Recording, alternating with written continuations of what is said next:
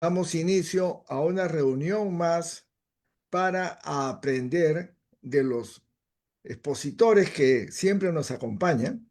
Ahora tenemos con nosotros a un médico reumatólogo de nuestra universidad, a quien tengo el gusto de conocerlo y ser su amigo desde que éramos estudiantes. Él ha sido jefe del servicio de reumatología del Hospital Nacional Cayetano Heredia y es además un reconocido investigador en enfermedades reumáticas y con mucho interés en el servicio a los pacientes en el trabajo asistencial. Por supuesto que el doctor Armando Calvo Quirós es un extraordinario profesor, mentor, por lo cual tiene el respeto de sus alumnos, sus residentes y de sus compañeros de trabajo. Para mí es un verdadero gusto tener esta noche que presentar a mi amigo de algunos años, no digo cuánto porque él es mucho más joven que yo, el doctor Armando Calvo Quirós, que nos va a tratar el tema lupus eritematoso sistémico 2026. Adelante, doctor Calvo, con su presentación. Y muchas gracias por estar esta noche con nosotros. No, gracias a ti, Tito, por la invitación y un agradecimiento especial para todos los que estén acompañándonos esta noche. Hemos querido llamar a esta pequeña charla Lupus Eritematoso Sistémico 2026 porque vamos a presentarles la forma como actualmente estamos viendo a lupus.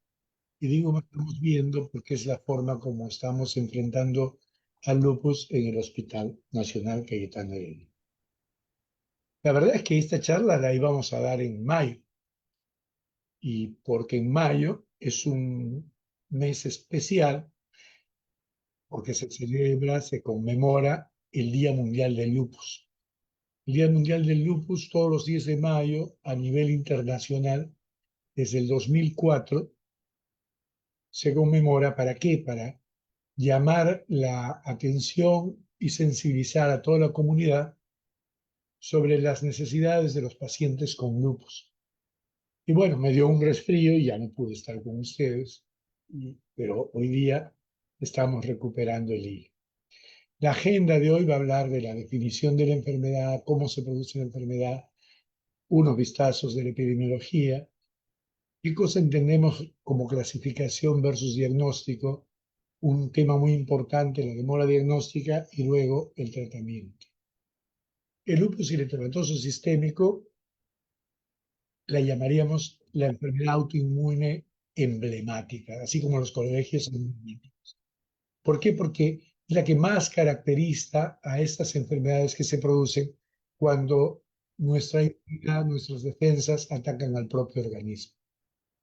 Y se reconoce que existe el lupus realmente desde el año 48, cuando se descubre la célula LE. En el año 48, Hargreaves lo que hace es describir cómo en estos pacientes que tienen una enfermedad inflamatoria multisistémica, se observa en la sangre que los están fagocitando pedazos de núcleos degradados. Posteriormente sabemos que esos núcleos están siendo fagocitados porque a ellos se les han pegado los anticuerpos antinucleares, han sido atacados por los anticuerpos antinucleares. Esta célula LE durante un tiempo servía para hacer el diagnóstico. Hoy día no, porque si bien es cierto, es bastante específica, pero es poco sensible. Entonces, hoy día ya no la hacemos como un elemento en el laboratorio para el diagnóstico. ¿Y cómo es que se produce el lupus? Nosotros estamos viendo que esta gráfica nos, nos va a orientar bastante. ¿Qué sucede? Tenemos que tener un sujeto que tiene de fondo una genética, que trae una predisposición en sus genes. ¿Para qué? Para desarrollar autoinmunidad. No basta esa predisposición, porque, por ejemplo, los gemelos monocigotos, no los dos hacen lupus, entonces necesita una exposición a lo que es el ambiente, exposición a infecciones virales, exposición, por ejemplo, a luz ultravioleta. La interacción de los dos, hoy sabemos que mediada por cambios epigenéticos que ocurren en el sujeto por esa exposición ambiental, produce una regulación inmune errada, una regulación inadecuada, caracterizada porque hay una falla en el aclaramiento de esos núcleos que han sido pues degradados. Hay una falla en ese aclaramiento y entonces se produce la respuesta de autoanticuerpos. Y hay una falla en la regulación de la producción de autoanticuerpos, porque hoy reconocemos que todas las personas desarrollan autoanticuerpos, pero no la desarrollan pues de manera desmedida y constante a lo largo del tiempo, lo cual es que lo que realmente motiva la aparición de la enfermedad. Entonces, esa desregulación ya conduce finalmente a un incremento de los autoanticuerpos. Y esos autoanticuerpos, en su mayoría del tipo antinuclear, tienen un rol patogenético de desarrollar la enfermedad a través de la formación de complejos inmunes que se depositan en los tejidos. El doctor Armando Silicani fundó en Cayetano el servicio de reumatología y la unidad docente de reumatología, el residentado en reumatología. El doctor Silicani, cuando llegó de su entrenamiento en Estados Unidos, es lo que dijo: acá en el Perú el lupus es más severo que en otras partes. Y desde estas épocas siempre mencionábamos ello. La frecuencia con la cual se puede ver lupus en la comunidad es 0,05%. Esa es la frecuencia con la cual en el Perú se ha trabajado. Y, y se habla de una prevalencia de 42 por 100.000 personas, prevalencia que es mayor en las mujeres, sobre todo en la edad fértil. Cuando se ha tratado de ver a qué se podría relacionar, se ha visto que en aquellos sitios donde hay más médicos, hay más pacientes con lupus. Pero eso realmente, ¿qué significa? Que el lupus necesita un diagnóstico. Ahí donde hay menos médicos, entonces no hay tantos pacientes con lupus, pero porque no se hace el diagnóstico. O sea, hay un tema de acceso. Igual pasa con la altura. En la altura se observa una baja en la prevalencia de lupus, pero en realidad, ¿por qué es igualmente el acceso? Los pacientes llegan a las capitales, normalmente de la costa, y entonces, como tienen una enfermedad tan severa, ya se quedan y se trasladan. Entonces, eso es lo que observa este estudio tan interesante. Se considera el lupus una enfermedad rara o huérfana. Hemos dicho 42 en 100.000. Para ser rara, una enfermedad debe ser 1 en 100.000. Pero es una enfermedad huérfana, porque estos pacientes tienen pocos recursos de diagnóstico y pocos recursos para su terapia. Y es por eso que en el listado de enfermedades raras o huérfanas se incluye el lupus eritematoso sistémico en todas sus variantes y junto con otras enfermedades autoinmunes. Entonces sí es una enfermedad reconocida como rara y huérfana, pero no es rara. 42 por 100.000 a una baja frecuencia. Pero la verdad, dentro de las enfermedades autoinmunes, el lupus es importante y las enfermedades autoinmunes están como patogenia en tercer lugar. En primer lugar, infecciones, luego neoplasias y enfermedades autoinmunes. Y dentro de ellas, la artritis reumatoide y el lupus. Y si es en hospitalización el lupus. Y si es en UCI, con mayor razón. Entonces es una enfermedad que sí nosotros la vamos a encontrar con una frecuencia importante a la hora de la atención de los pacientes.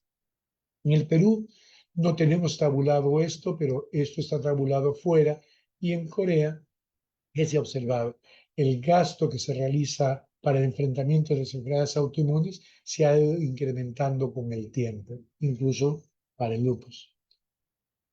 Y después de que el COVID se da, se ha observado que hay una mayor frecuencia de aparición de enfermedades autoinmunes diferentes Y estas enfermedades autoinmunes que aparecen después del COVID son como el síndrome Guillain-Barré, el lupus, la púrpura trombocitopénica.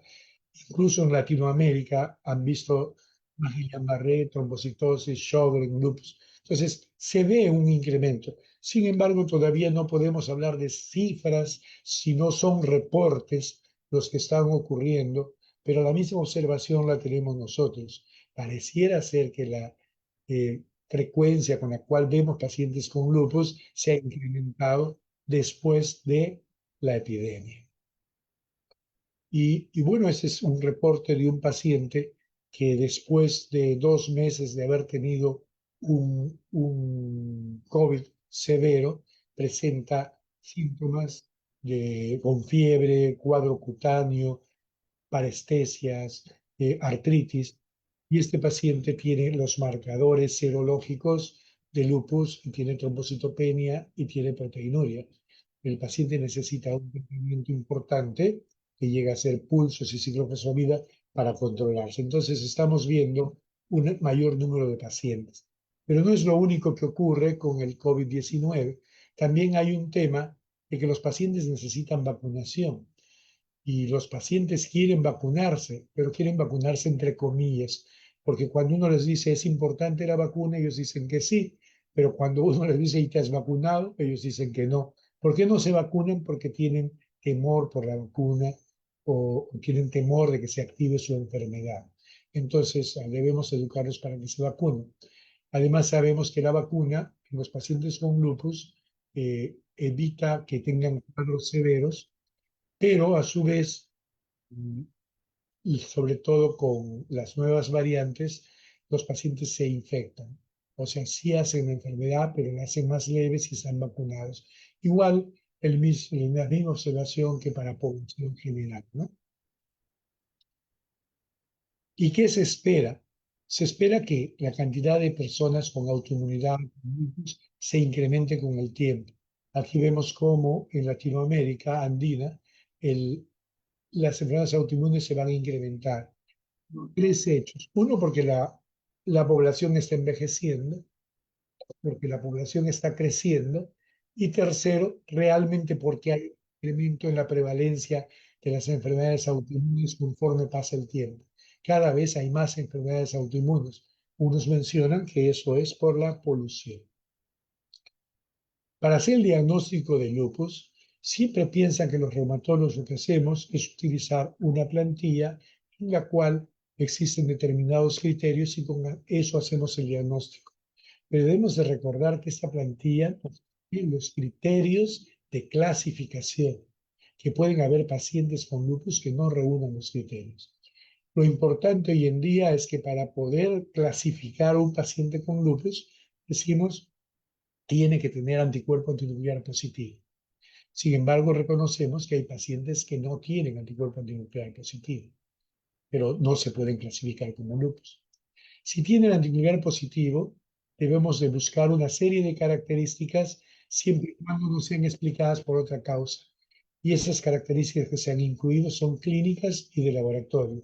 En las características clínicas son las que tienen mayor frecuencia y aparte de tener mayor frecuencia, tienen mayor especificidad, igual en el laboratorio. Pero no significa que sea lo único que existe. Entonces, la clasificación realmente no debe de considerarse como más que como una guía diagnóstica. Podemos hacer el diagnóstico, incluso en pacientes con antinucleares negativos, y considerar otro tipo de serología. O podemos hacer diagnóstico de lupus en presencia de características clínicas diferentes a las reconocidas. Por ejemplo, en hematología, nosotros decimos anemia hemolítica, trombocitopenia, leucopenia. Pero yo puedo pensar que si un paciente tiene linfopenia, puede tener lupus, porque también la linfopenia es una característica. O los compromisos neuropsiquiátricos que interesan como criterio son convulsiones, psicosis y delirio, pero las manifestaciones neuropsiquiátricas posibles del paciente con lupus son de 19 tipos, donde hay muy variadas como corea, monoitis múltiple, iritis transversa. Entonces, nosotros debemos estar atentos a que podamos diagnosticar pacientes con lupus sin las características clínicas más frecuentes. Entonces, diagnóstico y clasificación son dos cosas diferentes. Cuando yo voy a hacer diagnóstico, incluso puedo recurrir a buscar autoinmunidad con otro tipo de autoanticuerpos. Si bien es cierto, por ejemplo, los anticuerpos antifosfolípidos característicos del lupus son el anticoagulante lúpico, las anticardiolipinas y la anti-beta 2 glicoproteína, yo pudiese estar buscando otro tipo de autoanticuerpos como antifosfatilicerina o antimetilcolina, y entonces esos otros autoanticuerpos contra otros fosfolípidos me sirven para saber que mi paciente sí es autoinmune. La demora diagnóstica. Existe una demora diagnóstica cuando una enfermedad no es tan proteiforme, tiene tantas manifestaciones tan diversas. Y entonces con el tiempo esa demora diagnóstica ha venido evaluándose y se habla de más o menos un par de años como demora diagnóstica. Sin embargo, se ha ido reduciendo con el tiempo. ¿Por qué? Por la frecuencia del anticuerpo antinuclear. Por eso decimos que si sospecho que mi paciente tiene lupus o si sé que mi paciente no tiene infección, no tiene neoplasia, le pido un antibiótico y con eso voy a cortar el tiempo para el diagnóstico. Esta última observación de 6 meses llama la atención y por eso ahorita hay un trabajo que estamos participando, es a nivel de Latinoamérica, donde se está revaluando cuánto es el tiempo de demora diagnóstica. ¿Y por qué hay demora diagnóstica? Porque no, el espectro del desarrollo del lupus no es como por decir, no tengo lupus y estoy sano, no tengo lupus, sino que hay una gradación. Primero aparecen los cambios serológicos y después cambios clínicos, al principio muy inespecíficos, muy leves, y finalmente ya aparece una enfermedad florida fácil de diagnosticar. Entonces, si observamos esto, resulta que hay momentos que uno pudiese acortar. Nosotros tenemos un individual que en riesgo interacciona con el medio ambiente, aparece la respuesta inmune aberrante, entonces ya hay autoanticuerpos, que es un estadio subclínico, después aparecen ya síntomas, pero son muy inespecíficos, pero ahí ya empieza una ventana que se abre hasta el momento en el cual finalmente se hace el diagnóstico.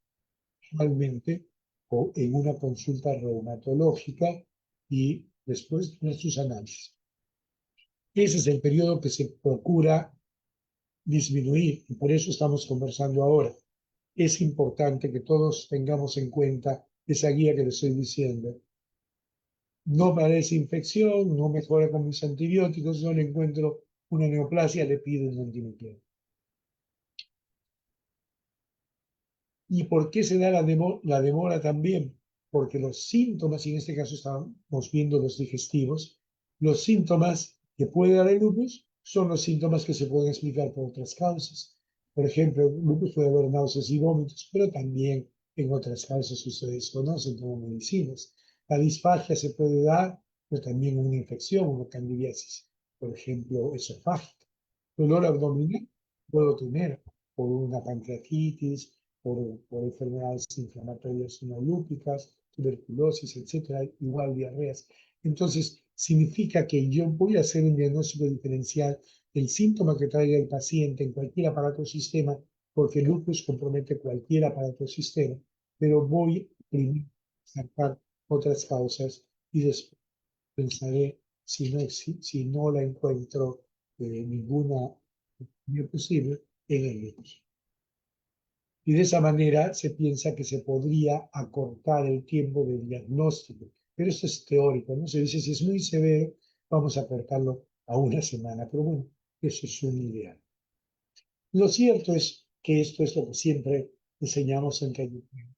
Si tengo una fiebre no infecciosa, si tengo un paciente con poliartritis, si tengo un cuadro multisistémico, dos o más aparatos comprometidos, si hay regiones muy características del lupus, como lupus discoide, Hashimoto, el derrame pleural bilateral, que la perla en medicina dice derrame pleural bilateral es tuberculosis, insuficiencia cardíaca, lupus, Si hay nefritis, si hay anemia hemolítica, especialmente por autoanticuerpos, PUL positiva, si hay púrpura trombocitopénica idiopática, o si hay las dos, que se llama síndrome de Evans, si hay convulsiones y psicosis, yo voy a pensar que puedo tener un lupus y qué cosa voy a hacer, pedir un antinuclear. ¿Y para qué?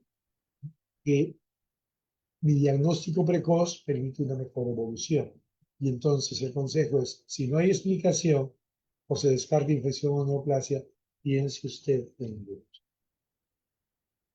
Y otra vez vamos a ver cuál es la transición entre el riesgo al diagnóstico. Acá está el sujeto con riesgo genético, se expone a los factores ambientales, aparecen autoanticuerpos que no los vamos a buscar de rutina, salvo que el paciente tenga familiares directos con la enfermedad difusa de COVID.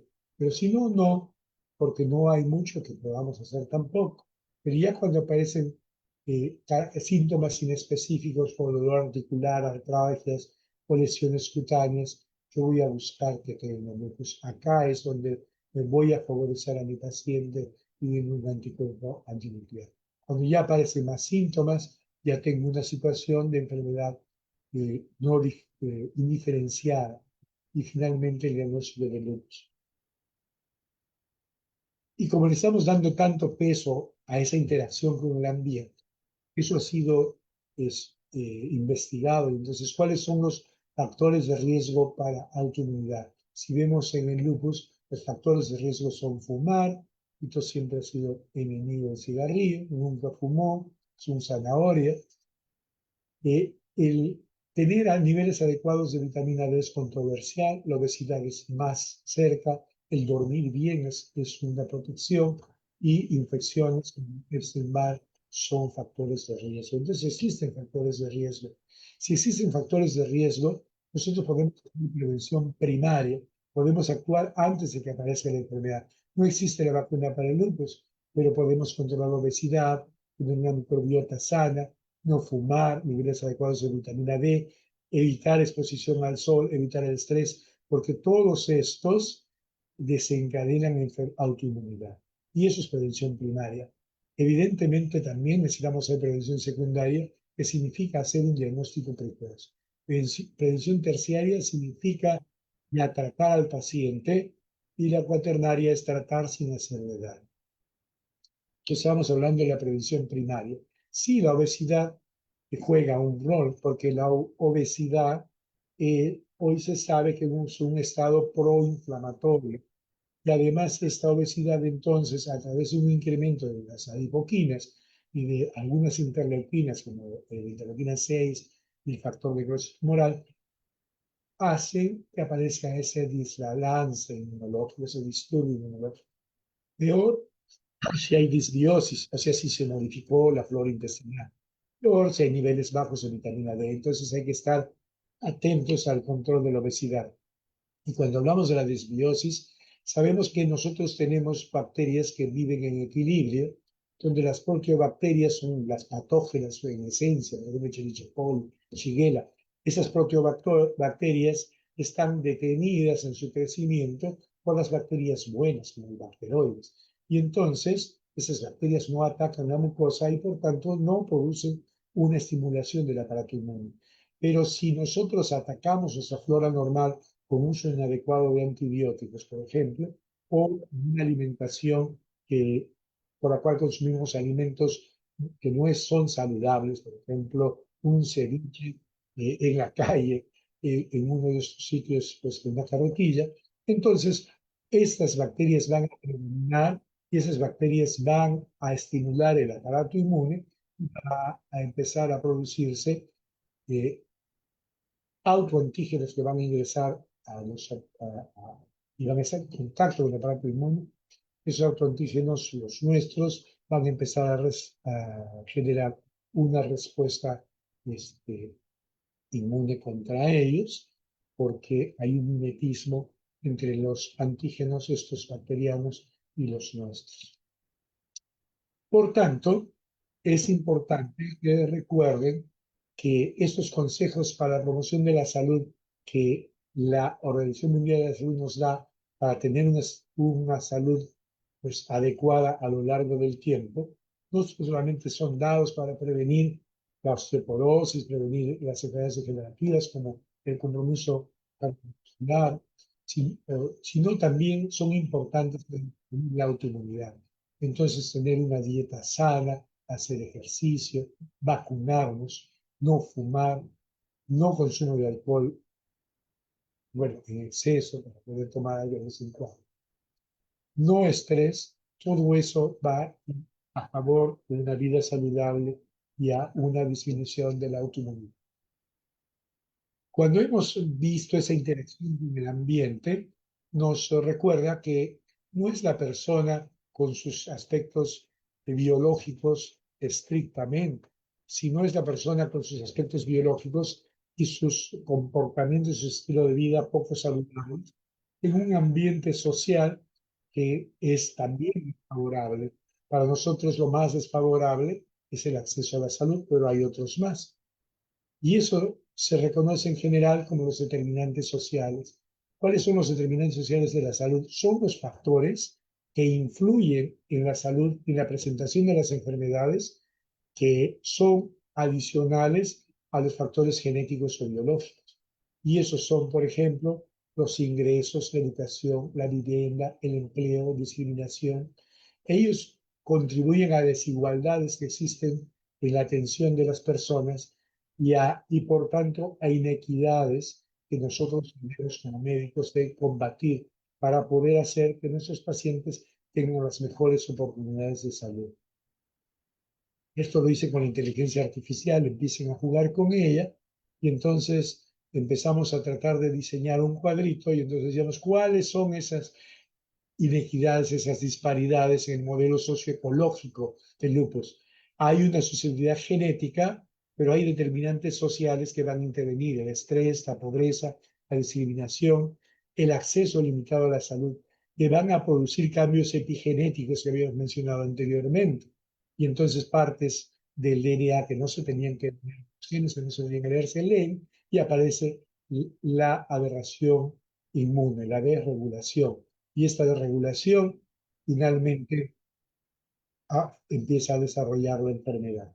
Y eso nosotros lo podemos eh, controlar. Vamos a ver cómo en Latinoamérica se ve así. La genética es la raza en general y sí, los mestizos tienen un lupus más severo, pero no es solamente la genética lo que va a intervenir, no solamente son estos factores biológicos, sino ya hemos dicho los factores ambientales, socioeconómicos, la alfabetización en salud, las disparidades geográficas, estoy lejos de un hospital, y las influencias culturales. Y factores psicológicos también, ¿no? Dificultades en la salud mental, la discriminación, eso que me genera el estrés. Y bueno, la pobreza se relaciona a una mala evolución del lupus. La mayor mortalidad, mayor actividad de la enfermedad, mayor daño asociado a la enfermedad, pobre función física, pobre calidad de vida, mayor tasa de depresión. Y vemos cómo acá no solamente la pobreza se relaciona a una mayor prevalencia de lupus, sino también a un lupus más severo porque hay compromiso renal. Entonces vemos como en el estrato socioeconómico más bajo hay mayor cantidad de pacientes con lupus y mayor cantidad de pacientes con compromiso renal. Y lo mismo se ha visto el compromiso renal en el grupo de la del Cayetano está dentro de este grupo, es un grupo latinoamericano de estudio de lupus, y este grupo lo que nos dice es, fíjate, el nivel socioeconómico bajo tiene un OR, o sea, un riesgo mucho más alto que otras variables, digamos como el sexo o la etnia, o como los títulos de anti-DNA. Entonces, es importante entrar a manejar eso. Y vamos a ver que sí lo podemos manejar dentro de un rato. La educación también es importante. Vean cómo el daño cardiovascular se asocia a una menor educación, medida en años de educación, años de formación. Los que no tienen, tienen 13 años, los que tienen 11 años, y es estadísticamente significativo. También se asocia a la edad, pero estamos viendo esto. Es interesante que también unos factores ambientales como por ejemplo este estudio que hicieron después del ataque a las Torres Gemelas. Después del ataque a las Torres Gemelas, ¿qué cosas observaron? Que en el personal y en la población que vivía alrededor de las Torres Gemelas aparecieron con mayor frecuencia enfermedades autoinmunes y el síndrome de estrés postraumático.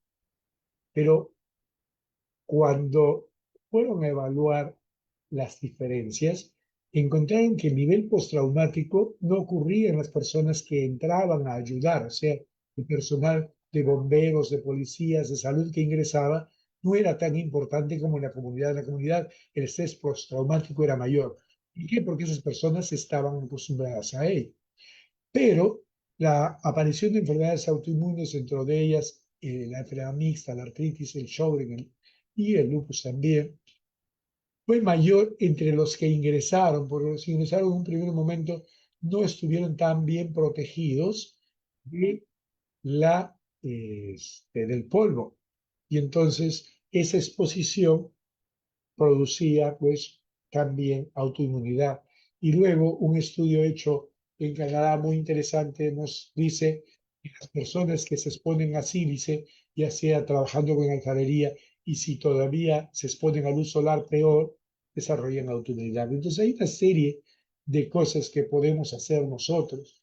¿Y qué cosa podemos hacer? Educar, crear información, intervenir, preocuparnos por el acceso, capacitar al personal de salud, sobre todo al personal que tiene más contacto con los pacientes, que no necesariamente es el personal médico, y también capacitar y educar a los que cortan el jamón, a los decisores, porque los decisores tienen que saber que hay estrategias para mitigar el impacto de los determinantes sociales negativos. Por ejemplo, agua segura debe de haber. Entonces, si vamos a hacer algo importante en una población, poner agua segura es muy importante. Y bueno, nosotros como personal de salud tenemos que manejar bien nuestros recursos. Sabemos que el paciente con lupus es una enfermedad rara y las enfermedades declarada rara y huérfana, y que esas enfermedades están protegidas por el FISAL y que a través del FISAL tienen derecho a su medicación y hoy en día a medicación buena. Entonces, si alguien no recibe terapia adecuada, nosotros acudamos al FISAL. El FISAL tiene formas de ayudarnos. Y si no nos hacen caso, nos vamos a su salud, porque su salud ya es el ente que va a ir y a disciplinar. Primero, diciéndole, oye, tienes que comprarle la medicina. Y entonces hace una gestión y nos ayuda. Y después diciendo, mira, no le compras, yo te voy a aumentar. Entonces le compran lo que necesita el paciente. Pero nosotros como médicos y con nuestros pacientes tenemos que trabajar con estas entidades. También vamos a dedicarnos a difundir el conocimiento.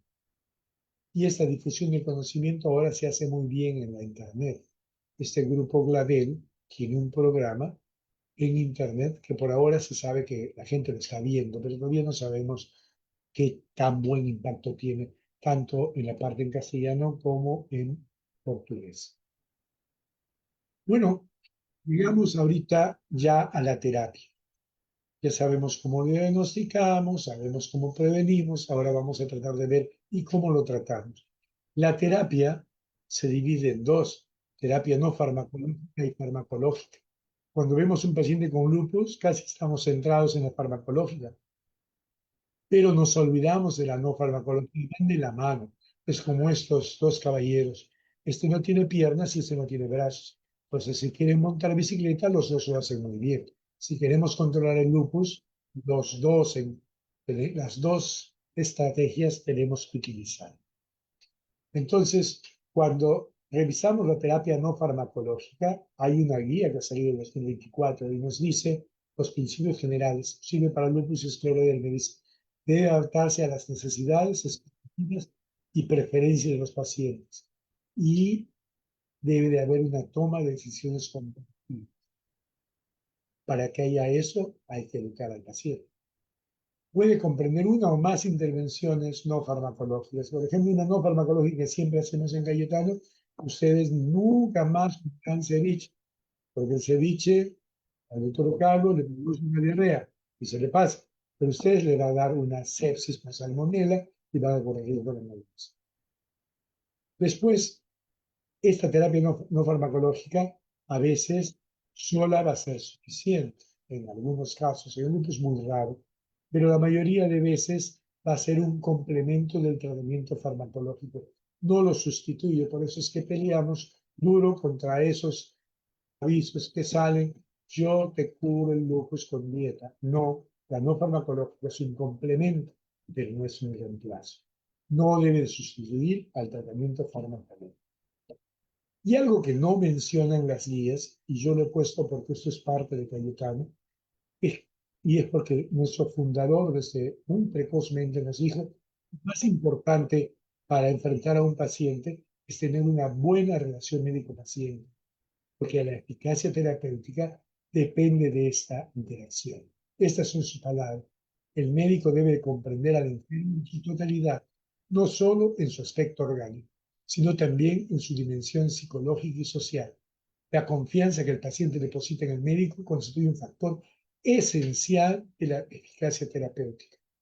Honorio Delgado, el fundador de Cayetano. Entonces, ¿qué significa? Que tenemos que establecer un rapport adecuado, o sea, relación médico-paciente adecuada, armoniosa, en colaboración de paridad entre paciente y médico. En eso vamos a lograr mejorar el cumplimiento de las indicaciones, incluso farmacológicas, y vamos a tener mejores resultados clínicos y satisfacción de nuestros pacientes.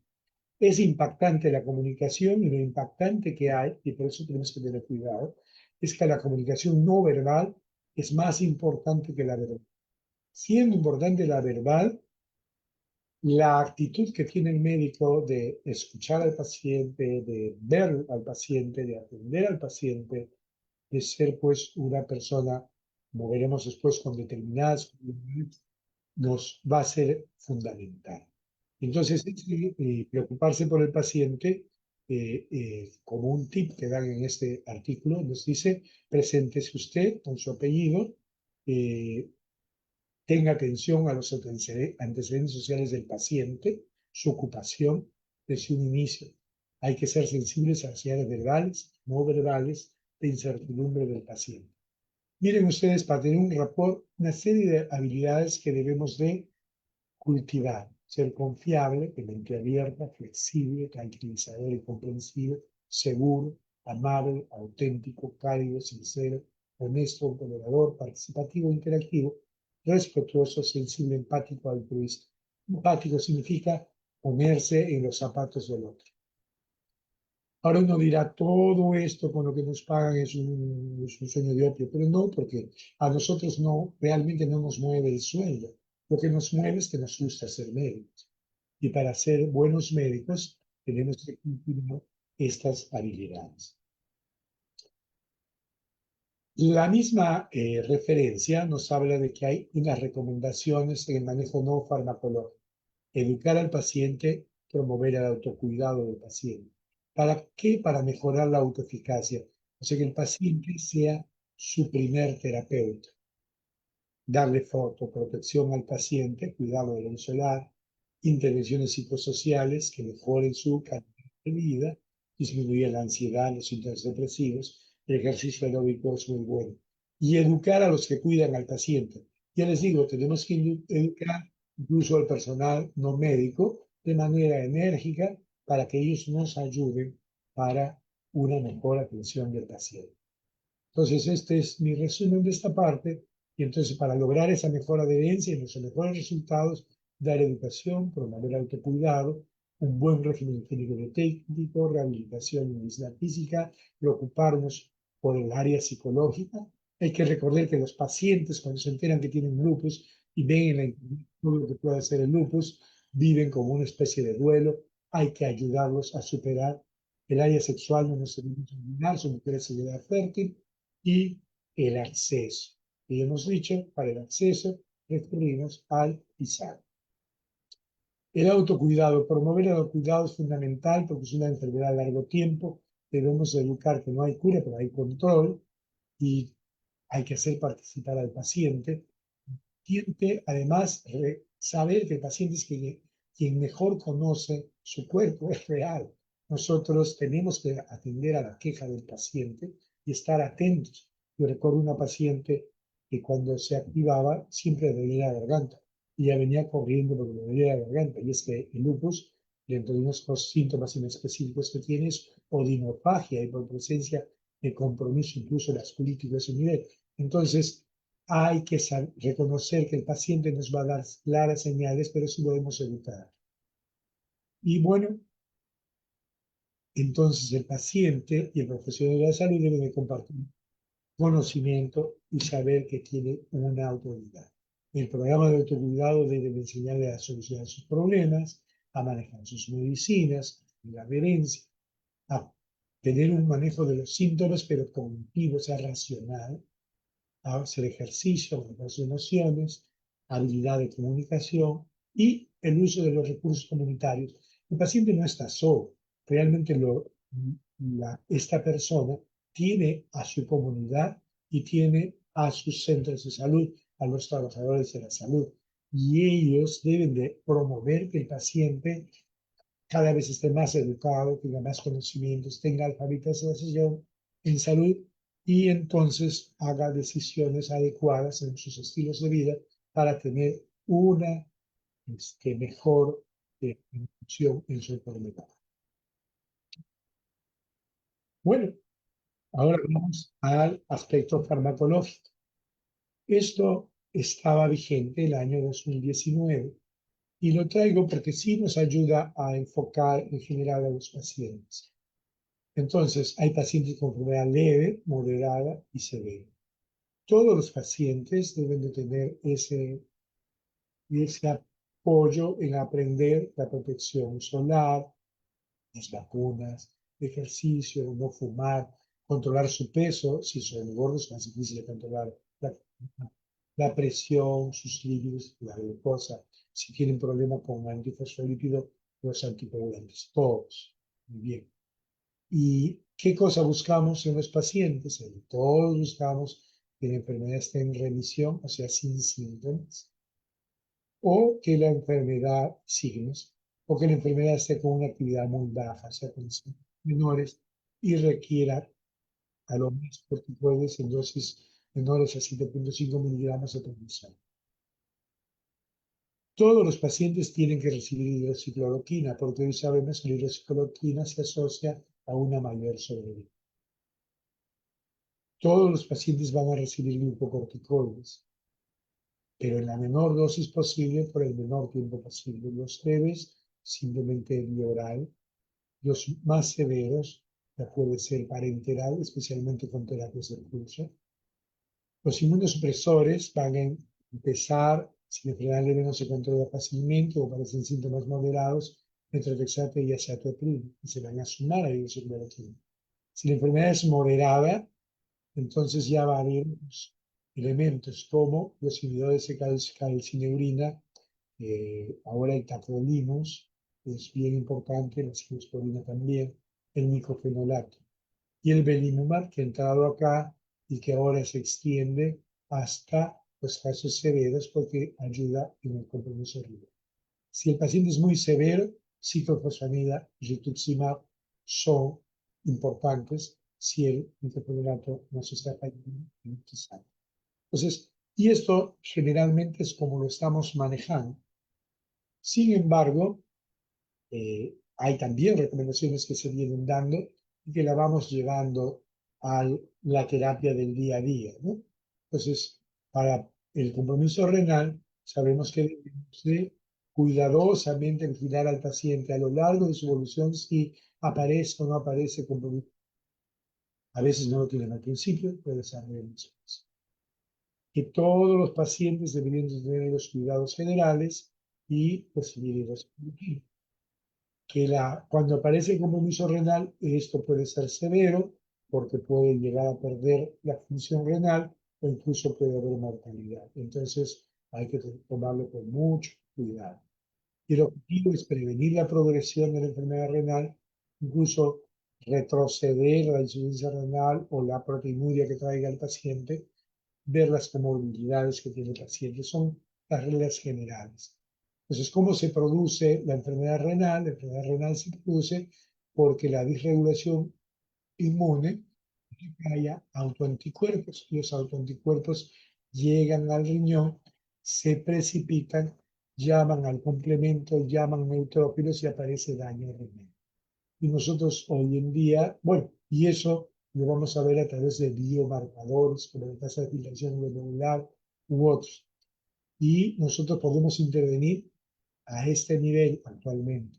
Intervenimos a un nivel en el cual procuramos disminuir la cantidad de autoanticuerpos con terapia antiinterferón, con terapia inmunosupresora, cicloxamida, CAR-T-cell, que ya se viene, y también con terapias anticélulas B. Y entonces las recomendaciones siguen cómo vamos a manejar biopsia renal a todo el que tenga alguna evidencia de compromiso renal, pero que no tiene que ser muy importante. Por ejemplo, en el sedimento, hematuria glomerular o pérdida de función renal, o aumento de la proteinuria más de medio gramo. El objetivo va a ser optimizar esto, tiene sus tiempos. Hoy en día esto es, tenemos 12 meses para disminuir un síndrome nefrótico a una menor de 700 miligramos. Vamos a usar metilprednisolona en todos los pacientes, de ahí a glucocorticoides orales, y luego se va a bajar en 4 a 6 meses. Si el paciente tiene muy mal pronóstico, vamos a usar terapia combinada, micofenolato, ciclofosfamida, más terapia biológica, que no lo tenemos, entonces no hacemos eso, pero sí hacemos micofenolato con inhibidor de calcinerina. ¿Cuál? Tacrolimus. Y lo que se viene, micofenolato con obinutuzumab, que es un anti-CD20 más eficiente que el rituximab. El rituximab no ha demostrado un rol, pero sí el obinutuzumab. Bien, también podemos usar monoterapia, pero es mejor que utilicemos terapia combinada, sobre todo si hay esos factores de mal pronóstico como una proteinuria muy incrementada o como una insuficiencia renal que se está presentando. Si el cuadro es rápidamente progresivo, ciclofosfamida de todas maneras.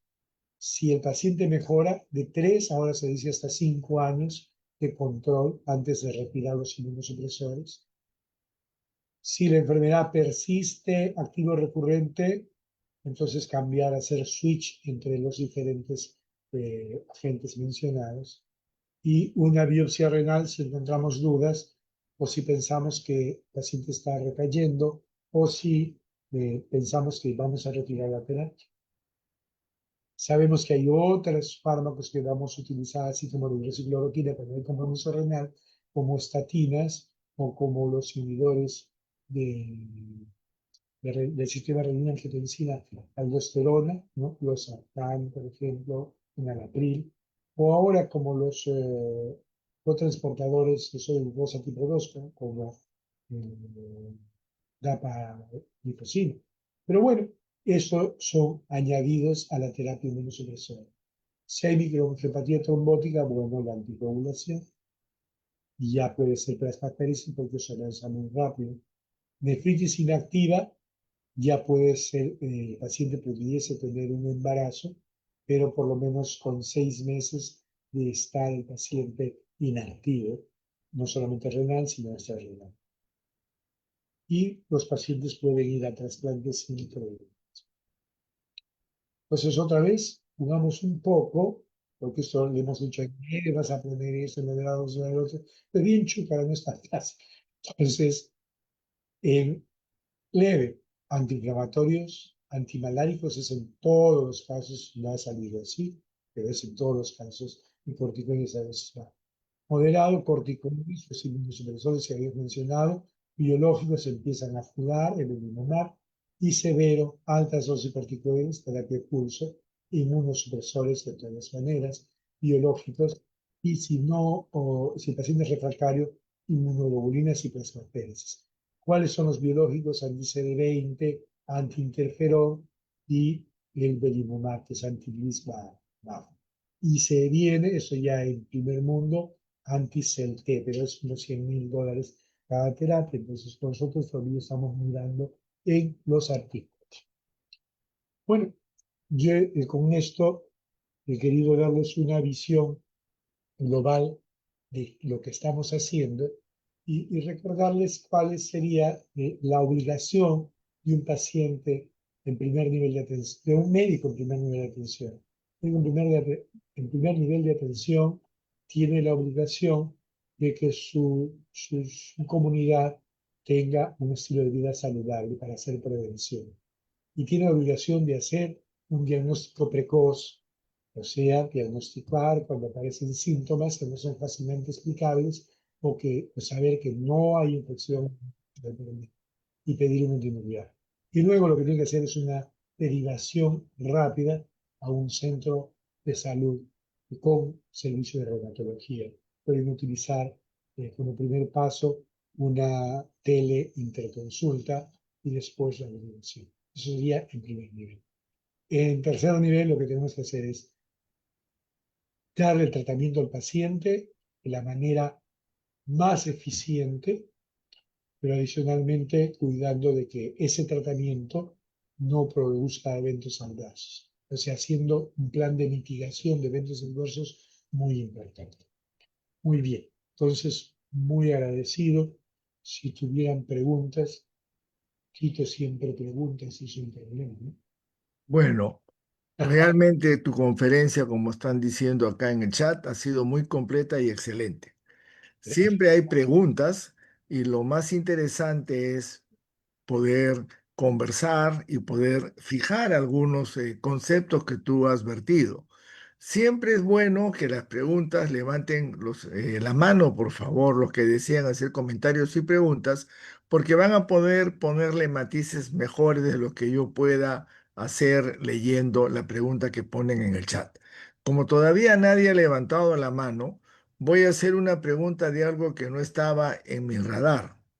Yo hice mi rotación electiva de externado con la doctora Graciela Solís de Alarcón, que era brava, como tú recordarás, Armando, cuando recién llegó al Perú, pero en mi promoción la llamamos Mamachela, porque era brava como una mamá que quería que aprendiéramos. Con ella aprendí muchísimo. Me fui a hacer mi año de servicio rural a Tarma y durante ese año yo no vi ningún paciente con lupus, ni tampoco que alguno de los médicos que trabajaba en el hospital me refiriera que él había visto un paciente con lupus. Estamos hablando de finales de los 70. Mi pregunta es, eh, los casos que tú conoces o te hayan referido los colegas que trabajan en la altura, eh, ¿es presentación más leve cuando tienen lupus en la altura o es mejor, más fácil de tratamiento?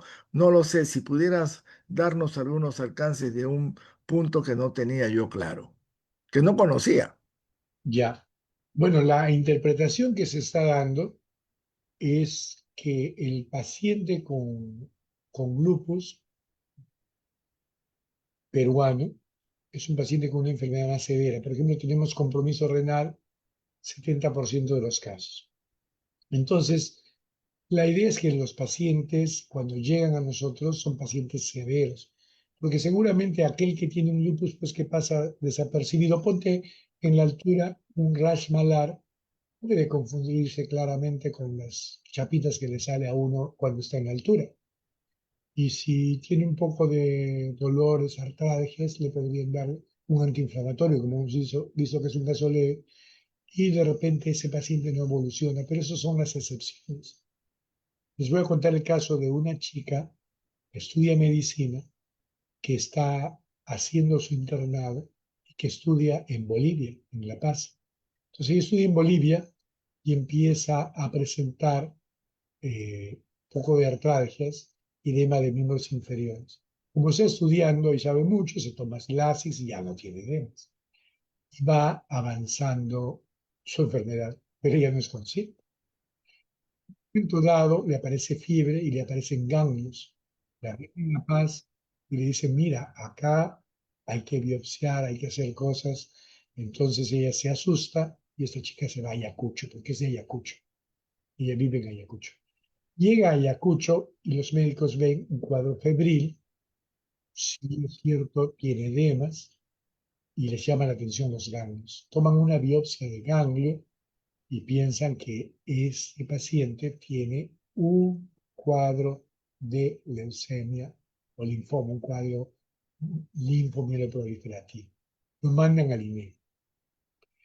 Llega el paciente al INEM y en el INEM llega y en que lo están viendo las primeras 24, 48 horas, el paciente tiene insuficiencia respiratoria severa y la intuban. Y entonces ese paciente añade un cuadro pulmonar de hemorragia pulmonar. Y los del INEP desesperados por derivarla. Y no había cama en ninguna UCI en ninguna parte. Más o menos una semana después se la recibe en Cayetano y esta chica con pulsos, con rituximab, etcétera, ahora está bien. Tiene un lupus severo, un compromiso renal importante, ya su biopsia ha salido con un tipo 4, requirió principio, pero ya no, eh, con compromiso pulmonar, con artritis, con rash. Entonces, a nosotros como hospital 3.1 nos llegan los casos severos. Yo no te podría decir si hay casos leves fuera. Y casos leves tenemos, son pocos, y no vienen derivados. Esos casos los vemos de los que están en el área de influencia del hospital.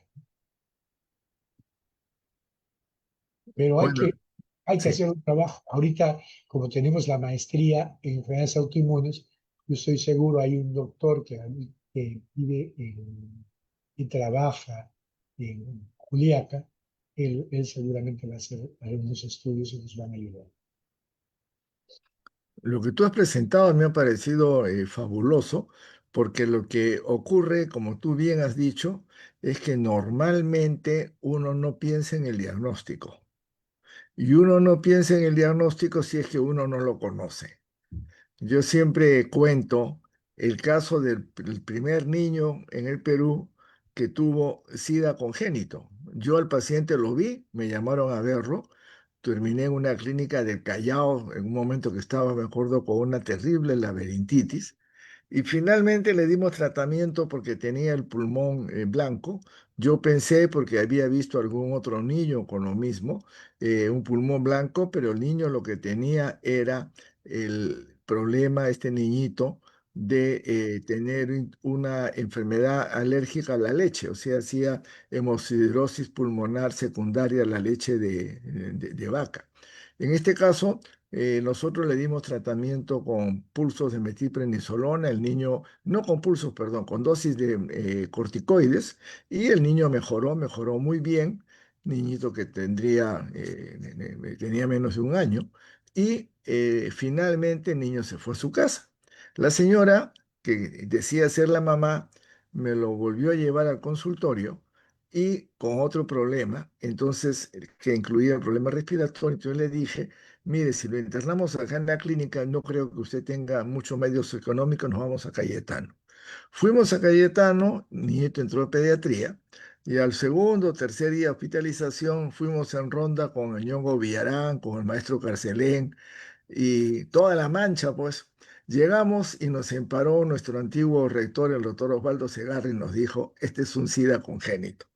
Tú te imaginarás, conociéndolo al maestro, la cara que puso el maestro porque él ni se le había ocurrido. Entonces, el maestro, y el ñongo Villarán, su cara de escéptico, que es divertidísima.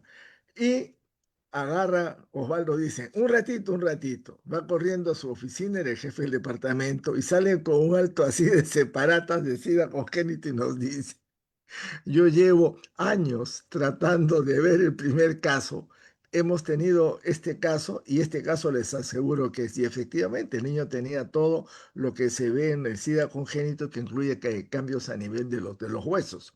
Y cuando uno miraba la cara, la estructura facial de estos niños cambia, no es como si fuera un niño que tiene trisomía, un síndrome de Down, pero es un poco parecido. Y aparentemente el papá de este niño era un vaporino oriental porque llegaba al Callao. La historia es que el niño se fue del hospital y cuando lo van a ver a su casa encontraron que era un corralón con un montón de cuartitos y que la que decía ser su mamá no era la mamá, sino era la mamita del sitio.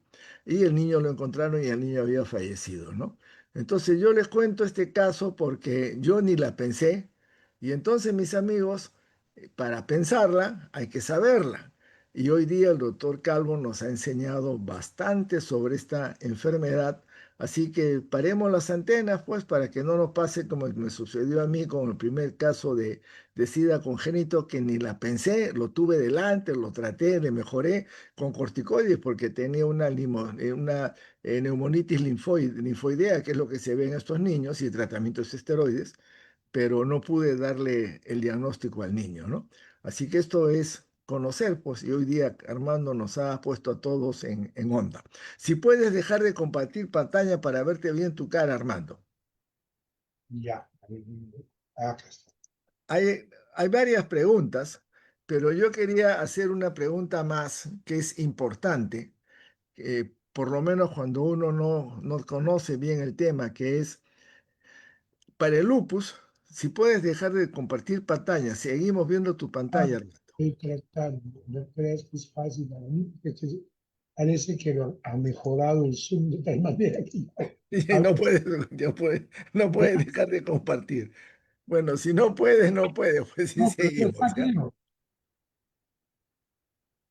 Ya está. No, todavía sigue tu pantalla. Ay, a ver ahí. ¿Ya?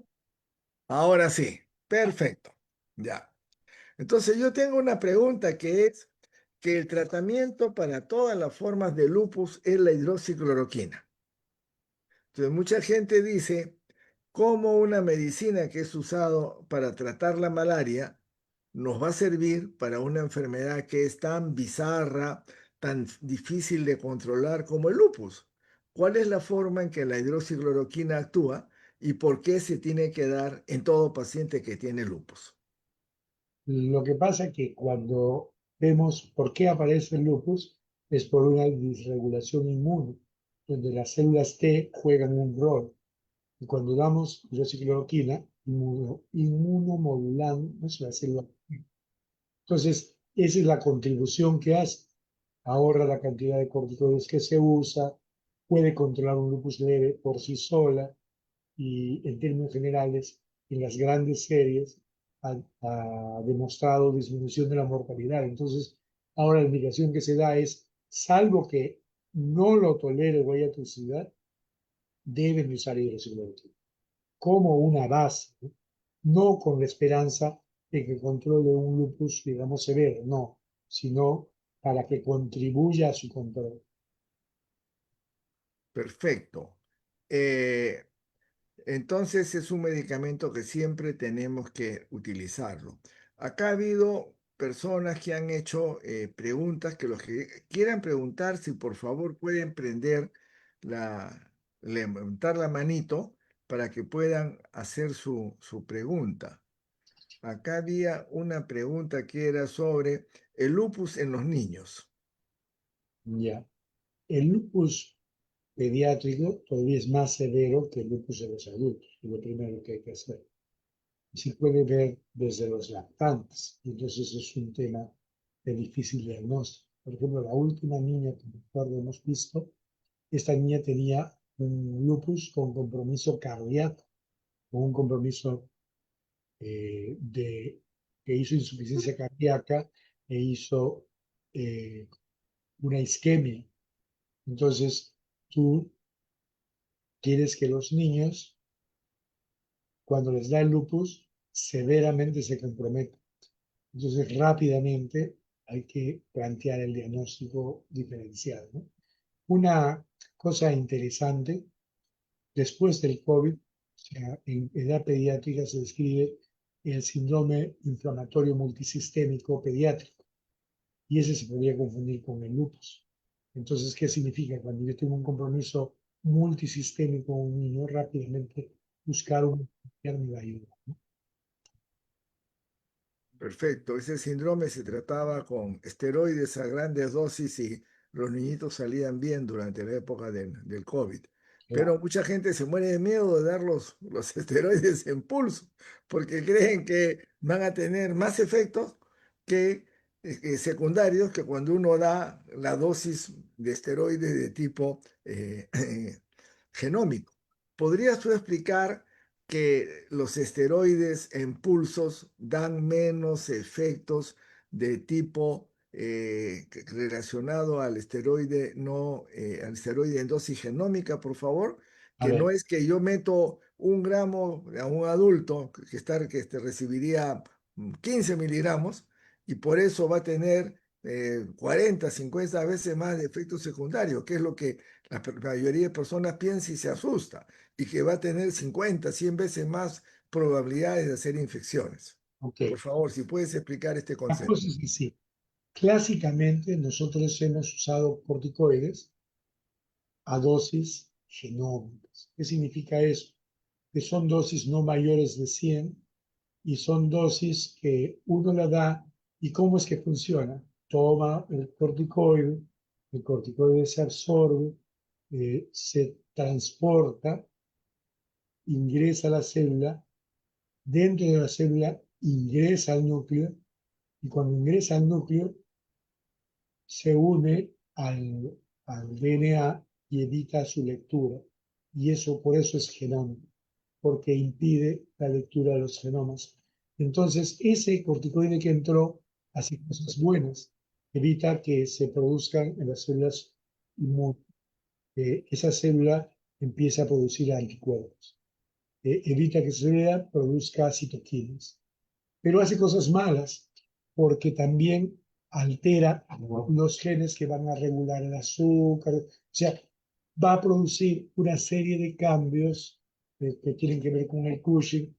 Entonces, esa estrategia es una estrategia que no resulta muy favorable, pero era lo que había. Hasta que de repente se descubre que los corticoides también tienen una actividad fuera del núcleo celular. Y esa actividad que tiene fuera del núcleo celular, yo recuerdo que lo primero que se descubre, y lo empleamos todos, era porque decía el corticoide hace una estabilización de membranas. Entonces, cuando había un paciente con PTI, dosis bajas de corticoides actuaban sobre los lisosomas y esas dosis bajas de corticoides hacían que las plaquetas todavía no se recuperaban porque no había el efecto genómico, pero ya el sangrado paraba. Pero bajo esas observaciones y viendo esto, entonces se emplearon dosis no genómicas, dosis altas, que ingresan esas dosis y, y van a funcionar en el citosol, o sea, van a funcionar en el citoplasma de la célula y van a producir ahí un efecto de control de las citoquinas y ya no va a ser de la producción del gen, sino más bien en parte de la lectura de los RNA mensajeros que están en el citosol. Entonces, esas dosis altas van a tener menos impacto en esa toxicidad a largo plazo, pero sí pueden tener un impacto agudo y ese impacto agudo se va a dar en algunas condiciones que por eso es que hay que tener cuidado. Los pacientes tienen que tener un buen equilibrio hidroelectrolítico. Al principio eso no se conocía y entonces se reportaban muertes por pulsos. Nosotros en Cayetano tenemos reportado muerte por pulso de metilprednisolona precozmente dentro de los primeros reportes que hubo. Tomás Bocanegra lo realizó a nivel internacional. Y ese reporte motivó que haya más, y claro, era parte de la onda, uy, ¿qué nos está pasando? Y lo que sucedía era que eran pacientes que no estaban en equilibrio y entonces con los niveles de potasio era el tema, los pacientes fallecían por eso. Entonces, cuando nos llega un paciente con una insuficiencia renal severa, primero lo realizamos, después lo pulsamos y medimos los electrolitos y ya no nos pasa nada. Pero hay que tener ese cuidado. La otra cosa que también es la hiperglicemia, pero todo eso es manejable. Entonces, si uno tiene ese cuidado, es un manejo bastante, eh, y bueno, ese es el principio. Entonces, se ha desarrollado ese esquema más bien para lograr una mayor velocidad de resultados y para disminuir la dosis de corticoides a usar, porque le damos, por ejemplo, 1 gramo, y ahora también se discute, parece medio gramo suficiente, medio gramo, 3 días, y luego pasa a 0,5 por kilo, ya no a 1 por kilo, y con eso el paciente se mantiene mientras funcionan sus inmunosupresores, ¿no? O sea, está variando de una manera tan importante que probablemente a largo plazo los corticoides sean utilizados por tiempos muy cortos y casi en dosis no genómicas. Lo que yo te quería comentar que nosotros tuvimos oportunidad de usarlo durante la pandemia, pues en el COVID, Claro. porque llegaban los pacientes con un síndrome de dificultad respiratoria del adulto que no era por infección, no era por infección del virus, sino era una respuesta autoinmune producida por la tormenta de citoquinas, y tuvimos que dar corticoides a dosis de caballo y por varios días y a un montón de gente. En Iquitos le dieron a cientos de personas por mes, Armando, y salieron vivos. No tenían nada para tratar los muchachos. Yo me enteré después, gracias al artículo que publicamos en la revista del INS, que alguien lo leyó y se lo mandó a un médico en Quito y ellos comenzaron a darlo y le fue muy bien. No tuvieron mayores problemas y realmente en esos casos fue salvador. Y ahí me puse a revisar, ya hacía a la mala, y encontré una cosa interesante, que es que todo lo que tú has dicho es perfecto, pero que además, como llega tal carga de corticoides, no pueden, los receptores de la membrana no chapa al corticoide para llevarlo al núcleo, sino se escapan. Y en esa escapada del corticoide, como tú bien dijiste, se va a la zona de la célula donde está el motor, que es la mitocondria. Y en la mitocondria está el sistema, entre otros, de Caspasa, y se arranca la destrucción de la célula, se arranca la muerte celular programada y muerto el perro, se acabó la rabia. Ese es el otro mecanismo que tienen estos medicamentos y como tú bien has dicho, hay que tener cuidado cuando hay desequilibrio hidroelectrolítico. Y ahora en el hospital, tú lo tienes eso bien claro y ustedes lo han logrado. Yo no recuerdo a nadie que se haya muerto en los últimos años por poner el pulso de metilprednisolona porque se han tomado estos cuidados. Entonces es de rutina. Y está muy bien lo que has tú explicado y yo reitero eso porque estoy seguro que con la exposición que tú has hecho y has puesto ahí necesario dar los pulsos en los pacientes que tienen un riñón que si no el paciente lo pierde, pero hay que tener el cuidado para que no vaya a fallecer por consecuencia del desequilibrio hidroelectrolítico que puede tener. Eh, Has hablado tú de los medicamentos biológicos. Hoy día hay gente que cree que hay que dar siempre medicamentos biológicos. Son un poco caros, que yo sepa, no hay cobertura grande a nivel del Ministerio de Salud para utilizar biológicos. Y la pregunta es la siguiente: ¿qué tan caros? Segundo, eh, ¿hay medicamentos que puedan, o tratamientos que ustedes dan que pueda reemplazar a los biológicos? Y la tercera pregunta sería, es por tanto, si eso no es así, ¿va a haber algunos pacientes en lo que es necesario de todas maneras añadir biológicos? Ya, el tema es, ¿lo discutimos solo dentro de lupus o dentro de autoinmunidad en general? Si tú quieres, discútelo en la autoinmunidad en general, que nos va a ayudar, y después te metes a lupus, ¿ya? porque el tema es más amplio. A Tienes ver, tú toda la razón.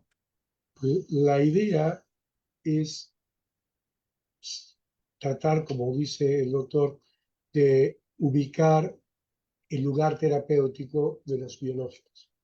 Y entonces, la primera pregunta que uno se hace, ¿es obligatorio usar biológicos siempre que haya autoinmunidad? Y la respuesta es no, porque la autoinmunidad, ustedes están viendo que en primer lugar hay leve, moderada y severa, y los casos que son leves, moderados, no necesitan ayuda, cualquiera que fuera la autoinmunidad. Entonces, la primera respuesta es no en todos, porque hay autoinmunidad leve. La segunda respuesta es que cuando hay autoinmunidad, nosotros debemos de controlar la autoinmunidad de la manera más eficiente posible. ¿Y qué cosa es eficiencia? Es eficacia. La parte de eficacia incluye la eficiencia, tener un buen resultado, pero de la manera más apropiada. O sea, ¿y cuál es la manera más apropiada? Va a ser una manera que no sea, pues, onerosa. No van a matar una mosca con un balazo. No lo van a hacer. Bueno, yo lo he hecho una vez que estaba con unos amigos, porque a lo lejos estaban las moscas y nosotros probábamos la puntería. Pero eso es un absurdo, pues, ¿no? Tú vas y le das un matamoscas y listo. Entonces, no haces eso, ¿te das cuenta? Entonces, la segunda razón de uso es cuando falla la línea previa. ¿Y cuál es la línea previa para el uso de los biológicos? Es manejar bien los inmunosupresores tradicionales, que podríamos además dividirlos en, digamos, en más amigables como azacitidina, metrotexato, y menos amigables como, y más potentes como nicofenolato, ciclofosfamina.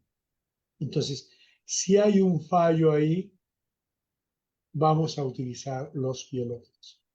Pero ¿qué sucede? Cuando los biológicos se han desarrollado, se han evaluado contra monoterapias y nunca contra ciclofosfamida. Entonces, siempre los biológicos han sido evaluados versus metrotexate, versus micofenolato, pero no versus ciclofosfamida. Entonces, ¿qué hacemos nosotros? No vamos a ir en monoterapia, sino vamos a realizar las combinaciones más favorables para lograr un control, de tal manera que en sitios donde ha sido tabulado, por ejemplo, en Alemania, el 80% de sus pacientes van sin biológicos, utilizan biológicos más o menos un 20%, porque el biológico va a ser más potente y va a tener también mayor posibilidad de infecciones, mayor posibilidad de neoplasias a largo plazo, eso está en duda, pero al parecer sí linfoma. Entonces, en ese escenario es como una banca de tercer nivel, ¿no? Va a ir para los casos más severos y que no se hayan podido controlar con lo anterior. Pero ¿qué viene pasando en el lupus? En el lupus viene pasando que cuando el paciente tiene compromiso renal, con la terapia tradicional se logra un control permanente en alrededor de un 30%, y cuando se usa un biológico desde un inicio, eso se aumenta a un 50%. Entonces es un éxito. Y entonces por eso es que las guías están con la tendencia a que usted empiece con terapia combinada desde un inicio, micofenolato belimumab, micofenolato o vinituzumab, o ciclofosfamida belimumab, o por último micofenolato con tacrolimus. Entonces, pero todavía no se dice en la guía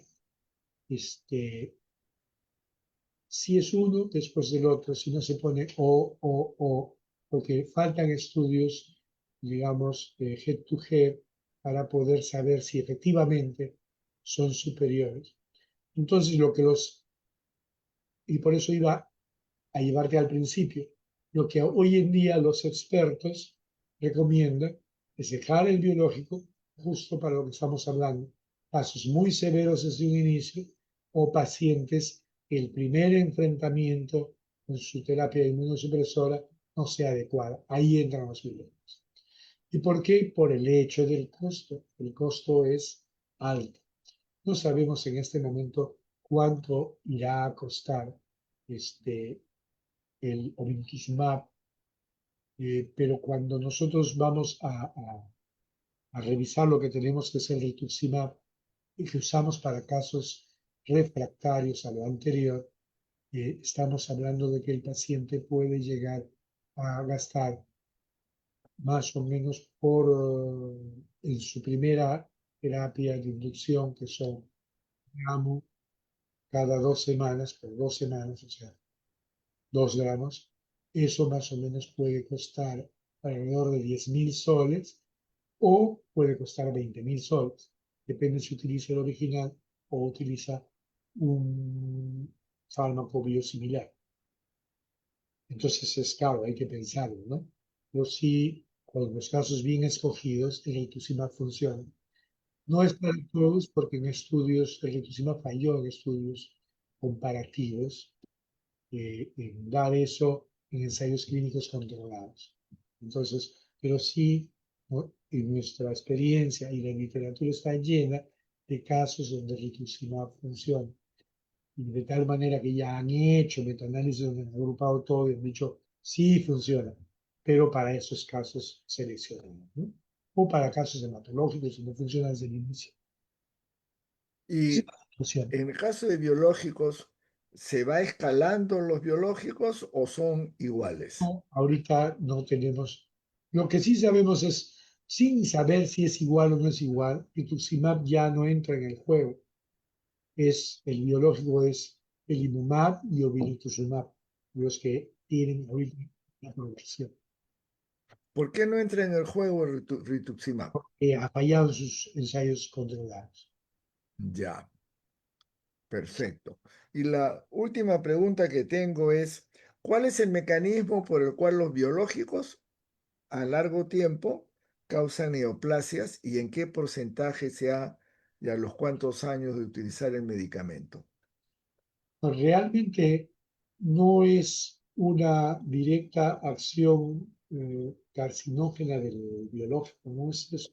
Está pasando otra cosa en el control de la respuesta, porque ¿cómo funciona un biológico? Un biológico funciona dirigido contra una molécula muy específica, usualmente un receptor o una citoquina. Los anti-TNF son los que están, digamos, que se usan, los monoclonales, que funcionan sobre el factor de necrosis tumoral en el lugar de producción en el suero, o sea, mientras se está trasladando, y en el receptor. A los 3 niveles funciona.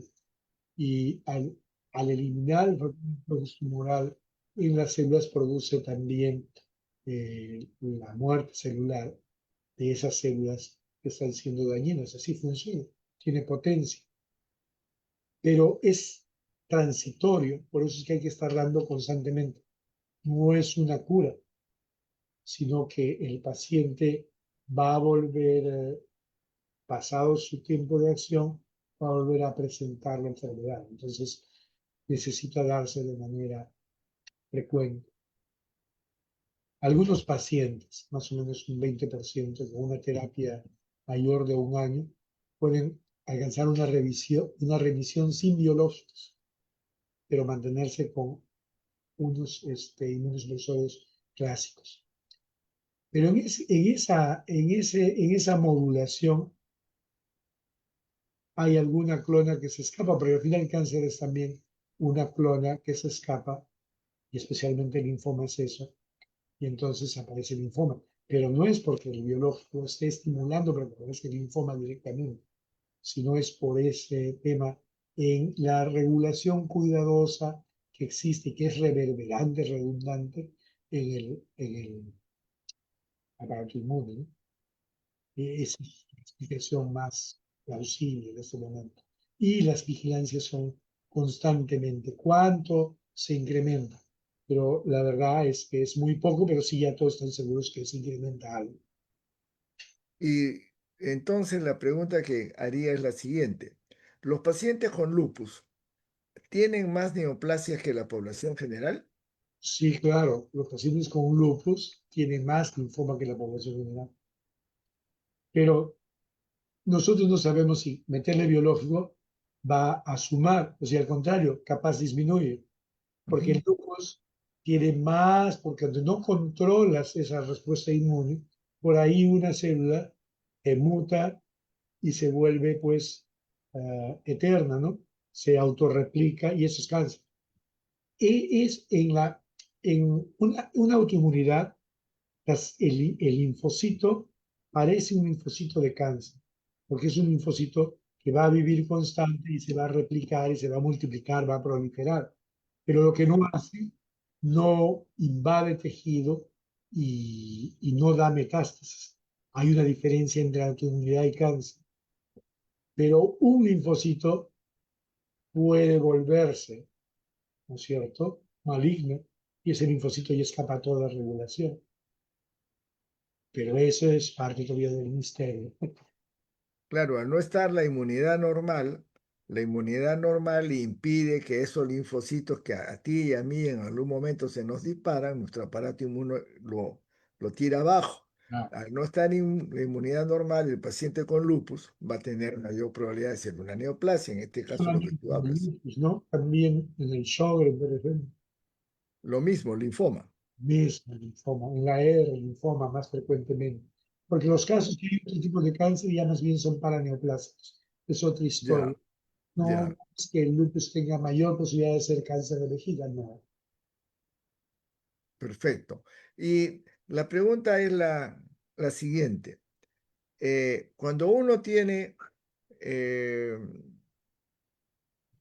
una enfermedad de tipo eh, em, autoinmune, como es el lupus, la artritis reumatoide, uno tiene mayor probabilidad de hacer enfermedades infecciosas, Claro. tipo tuberculosis. La pregunta al revés. ¿Los pacientes que tienen tuberculosis tienen más o menos probabilidad de tener lupus? A eso es lo que hemos querido buscar contigo. Sí, Y pues, por eso te pregunto. No, nadie ha respondido, ¿no? a eso no se sabe. Ya, entonces, el problema es que son como 400 por cada 100.000, significa que serían 40 por cada 10.000, sería 4 por 1.000. Entonces, tendríamos que hacer un seguimiento de 10.000 tuberculosos para poder saber cuántos de ellos finalmente desarrollan lupus, porque lo de lupus sí todavía se sabe, pero al revés no. Ah, Y en el caso de SIDA, ¿el SIDA los lúpicos tienen más frecuencia de hacer SIDA o menos? pues, Cuando, a mí lo que se observó al principio fue bien gracioso porque al lupus le daba SIDA y se mejoraba, porque el SIDA te baja los linfocitos T, que están hiperactivos. ya, ya. Es la única gracia, digamos, del tema, ¿no? Y la otra que apareció fue que al principio uno pensaba que tenía SIDA, pero no es porque las pruebas del SIDA no estaban tan específicas como las actuales, que creo que Ujú, están en la cuarta generación, entonces era un falso positivo. Pero perfecto. no tenía SIDA, sería positivo y no era. Mira, yo creo que disculpa que te haya preguntado tanto, pero era para reforzar la idea de lupus. Entonces, mis amigos, aquellos de ustedes que estén trabajando a nivel primario, prendan las antenas con todo lo que hoy día el doctor Calvo les ha explicado y como a nivel de su centro de salud no tienen la forma, tienen que transferirlo a un hospital para poder hacerle el tratamiento. Ahora, al Hospital Cayetano, cuando yo era alumno, había en Lima muy pocos grupos hospitalarios que hacían trabajo en reumatología y el trabajo del doctor Silicani, la doctora Alarcón, y en el Hospital Loaiza estaba el Pavo Subauste, que también era una persona que estaba dedicada a estudiar estas enfermedades que nosotros los estudiantes decíamos enfermedades raras. Claro, son enfermedades no muy frecuentes, pero cuando el paciente la tiene, sí que la pasa mal, mis amigos. Entonces, diagnóstico precoz es lo que hace que el paciente vaya mejor. Entonces, no tengamos miedo en decir no sé, no tengamos miedo en decir si no sé, yo consulto con el que sabe. Y acá aprovecho para comentarles una historia que es la siguiente. Yo he aprendido que cuando yo no sé algo y yo derivo al paciente, el paciente siempre me va a buscar. Pero si yo lo que hago es quiero quedarme con el paciente y no sé lo que el paciente tiene, el paciente finalmente se me va a ir. Yo recuerdo un médico, dos eran, que hace 20, 30 años eran los que atendían a toda la JAI en Lima, porque ellos eran de familias de la clase alta, alta. Entonces ellos iban a la casa pues del gerente de varias compañías, el dueño de dos o tres, tomaba el lonchecito y le hacían la consulta. Y la consulta podía ser tan sencilla como, oye, tengo estas manchitas acá en la piel, entonces, oye, eso puede ser un lupus. Anda, búscalo al doctor Calvo. Muchas gracias. Y por hacer eso le pagaban la consulta y nunca perdía a los pacientes. Pero no le podía decir que te hiciera una precisión diagnóstica. No podía, porque él era un médico general, muy simpático. Había uno que hasta sacaba su, no solo tomaba el nochecito, sacaba su guitarra. Y cuando se quedaba en la casa, si la familia y él tenían tiempo, se quedaba 2, 3 horas cantando y todo el mundo feliz, todo el mundo contento y le pagaban. Entonces, cuento este ejemplo porque no hay que tener miedo de derivar, por favor. Y las enfermedades autoinmunes no son muy frecuentes, son de difícil diagnóstico y son de difícil tratamiento. Entonces, ¿qué tiene uno que hacer? Derivar al paciente. Pueden llamar al hospital, hablar con el doctor Calvo, incluso algunos médicos, yo sé que te van a buscar llevando su paciente, ¿cierto, Armando? Y entonces se trabaja mucho más rápido, etc., etc., y el paciente va bien. Entonces, no tengamos miedo de ir al reumatólogo, que es una de las especialidades en que se necesita tener experiencia. Yo no la tengo, tengo que ir. Yo también he hecho varias veces, he ido donde ti llevándote pacientes para solucionar, o te he llevado de los pelos a que veas un paciente hospitalizado, ¿cierto? Y no hay que tener miedo, mis amigos. Digo esto porque esta enfermedad es apasionante, pero, queridos amigos, la pasión termina donde comienza el derecho al paciente a ir bien y a la vida. Y eso significa derivemos al paciente y manejemos en conjunto con el médico de tercer nivel.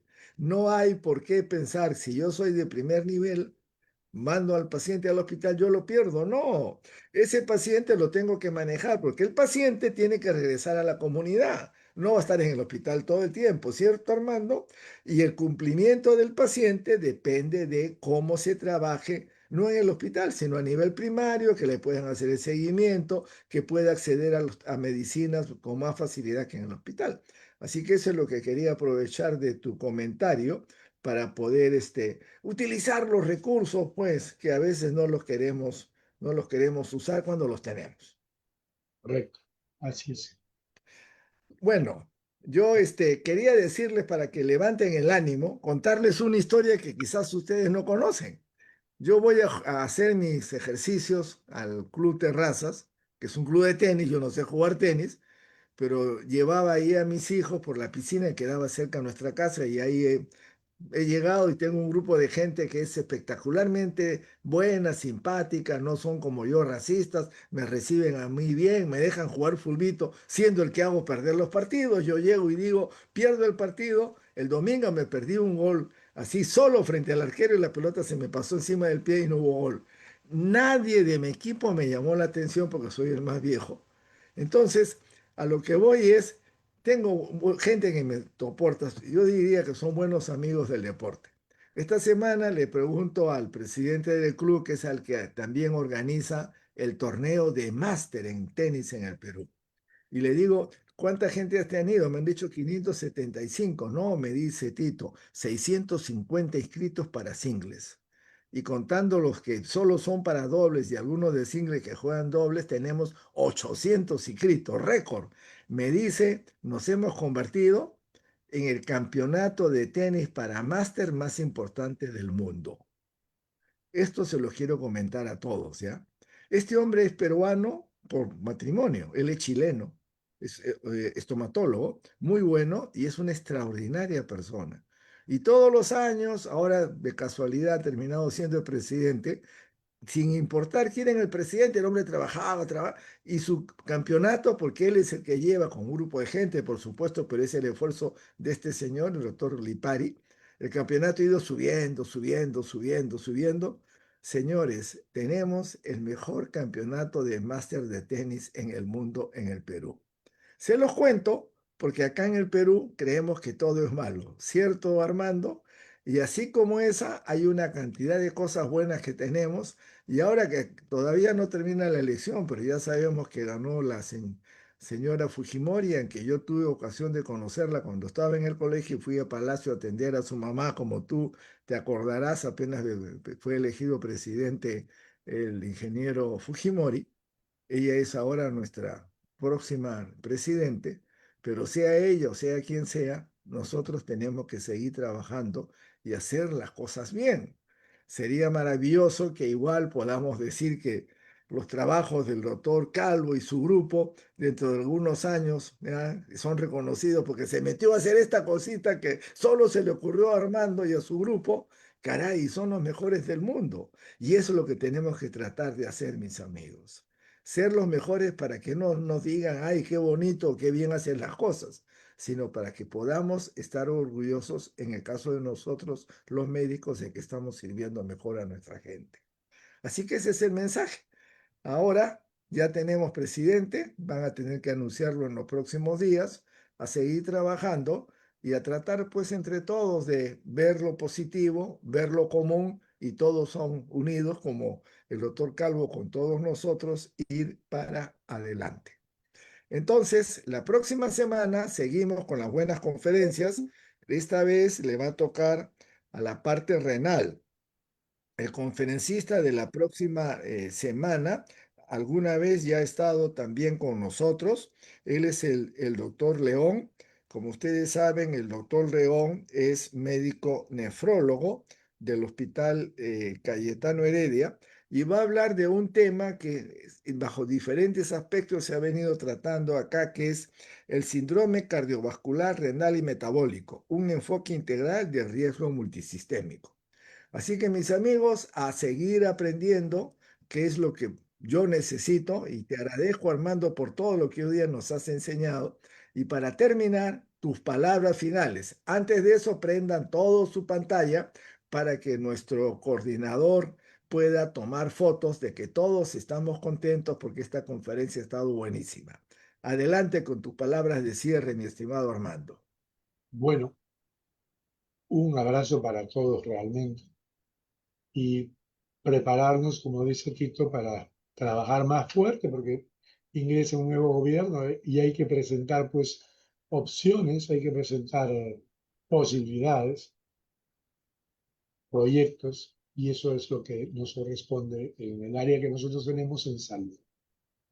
Ahora, recordar que la verdad no se hacen las cosas por los premios, ¿no? Sino para ver bien a los pacientes. Nos gusta ver bien a los pacientes y servir a los pacientes. Y en base a eso es que aparecen logros, a veces grandes, a veces pequeños, pero todo gira por tratar de mejorar la salud de las personas. Bueno, un abrazo grande y ya nos veremos en la siguiente que me invites, Tito.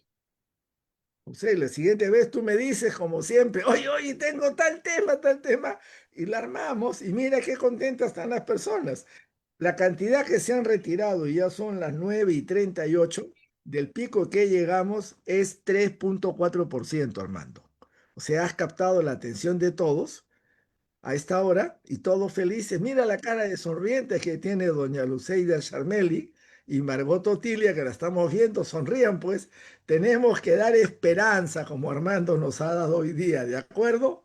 Nos pueden agarrar a palos, mis amigos, pero nosotros tenemos que sonreír porque estamos haciendo bien el trabajo.